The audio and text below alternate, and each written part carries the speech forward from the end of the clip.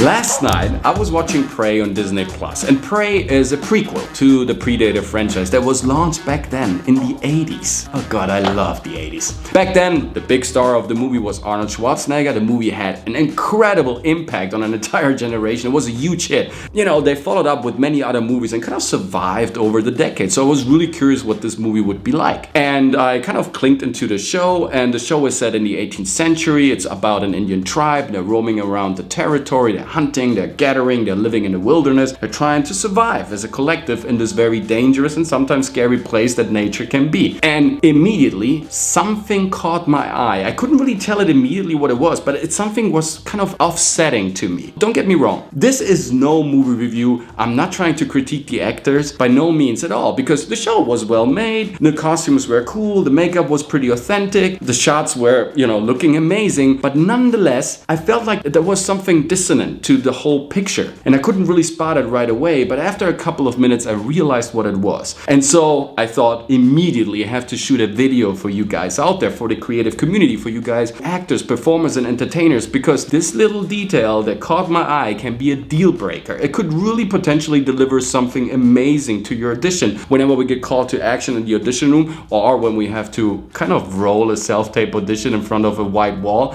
And what the hell am I talking about? I'm talking about perceiving the environment. Everything was well set. The movie had its story, but the actors themselves, they were not really perceiving the environment. Because you see, when you're living in the wilderness in the 18th century, when you are trying to survive every day, when living throughout the year, 365 days throughout this year is just a matter of killing or getting killed, then everything can be potentially hazardous and dangerous whenever you are, leaving your fair ground and you're entering the wilderness, right? And so I was watching these actors, and they were acting as if they were like in an urban surrounding. They were not really accepting and absorbing what this environment potentially could give to them. Because you see, if you are growing up in the wilderness, like for years and years and years, then you are used to kind of paying attention to your surroundings and being very, very thoughtful of where you're going, where you're setting foot upon, if there's like a dangerous animal around a tree, or if you could,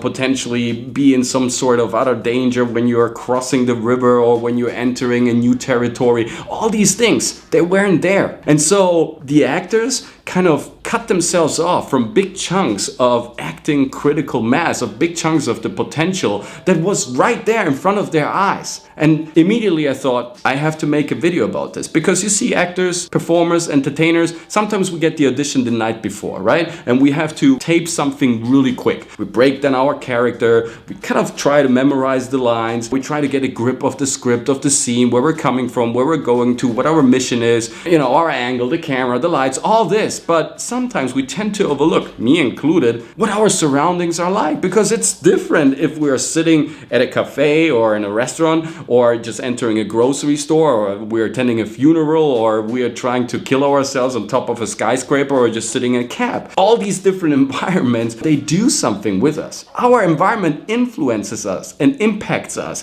And of course, it kind of changes our behavior, our speech pattern, the way we move, the way we talk, the way we look, if we are whispering or not, if we're saying things out loud, if we're screaming, if we're perceiving a lot of noise, if we're perceiving no noise at all, if we are attentive about something that just happened in the background, or whatever is happening right in front of our eyes. Our environment influences us big time every time we step out of our comfort zone. And I wasn't really seeing this with these characters in the movie Prey. And I thought, this is kind of sad, because again, they're wasting big chunks of the potential that this environment could deliver to them. Everything they do can be potentially dangerous in the movie, or can be potentially, leading into a dangerous situation. If we're talking about being realistic in front of the camera, if we're talking about being authentic with our character, if we're talking about having no time but still developing something that is fully authentic and impactful, then we have to take this little detail into account that we tend to overlook sometimes. Where we at in the scene?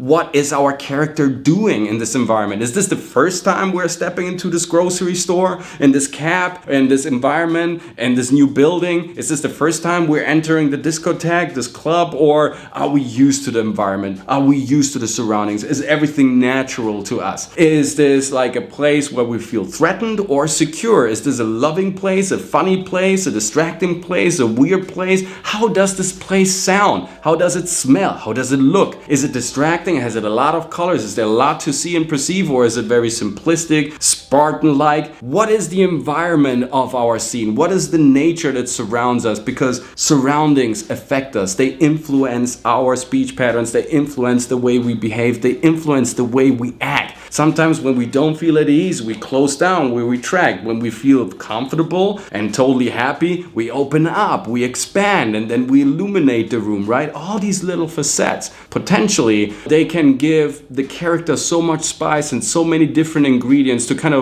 come across as more realistic. So even if we don't have a lot of time, always take into account where the scene is set, what the surroundings are like, and where are we playing? Is this trustworthy or not? Is this our place or is this an enemy place? Should we have to expect something dangerous or bad, or is this something that it needs to be explored and is fun, is potentially an adventure? All these things, they can add so much to our game, to our actions, to our act, to our performance. And sometimes when the talent is equally balanced throughout the whole variety of actors that are sending in their self-tapes or in the audition room, a little detail like this can add something more to the whole scenery, can add something unexpected and something more interesting to the character, and make your character, make the whole scene and the slice of life more authentic, more believable, more realistic. So always look out for the environment and try to perceive it, try to get it in. It doesn't mean that you necessarily have to kind of do this throughout the whole audition or throughout the whole self-tape, but there will be eventually a little spot, a little space where perceiving the environment can add something that other people maybe overlook, and this will give you an advantage over your competitors. So don't miss out on this one. And if you have any other questions, please hit me up with a nice email on thecoachmc.studio. And if you haven't so far, subscribe to the channel and hit the bell so you get notified every time we grind out a new video. Follow my adventures on Instagram, where it's thecoachmc, or on TikTok with our TikTok acting tactics. See you next time with the next video. Now you're ready to perform.